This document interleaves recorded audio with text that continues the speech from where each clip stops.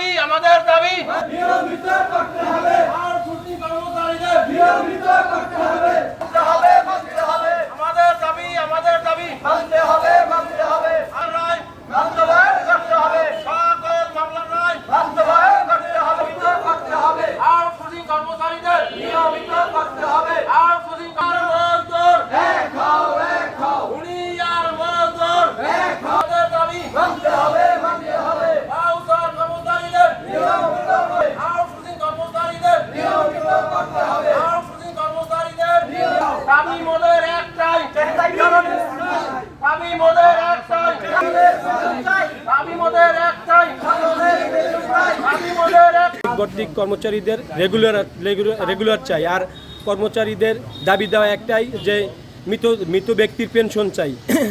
আমরা চাই যে আদালতের রায় দিয়েছিল 5 বছর আগে, সেই রায় আমরা বাস্তবায়ন করতে চাই এবং যারা বাউচার ওয়ার্কার্স আউটসোর্সিং যারা আছে তাদের নিয়মিত করার জন্য আমরা এই বিক্ষোভ সমাবেশ করতেছি। যে অনেক দীর্ঘদিন যাবৎ চাকরি করতেছে কিন্তু তারা সরকারি কোনো অনুদান পাচ্ছে না।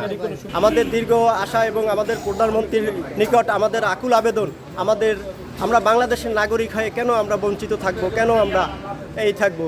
আমরা দীর্ঘদিন যাবৎ চাকরি করে আসছি, আউটসোর্সিং বাউচার ওয়ার্কার্স, কিছু লোক এখন পর্যন্ত 30-35 বছর চাকরি করে চলে গেছে শুধু খালি হাতে, কিন্তু তাদের ছেলে মেয়ে বউ বাচ্চা তারা এখন রাস্তায় রাস্তায় হাঁটতেছে, তাদের দুঃখ দুর্দশা তাদের পিছু ছাড়ছে না। আমার স্বামী মারা গেছে 4 বছর 2023 সালে। আমি মৃত্যু ব্যক্তির পেনশন চাই।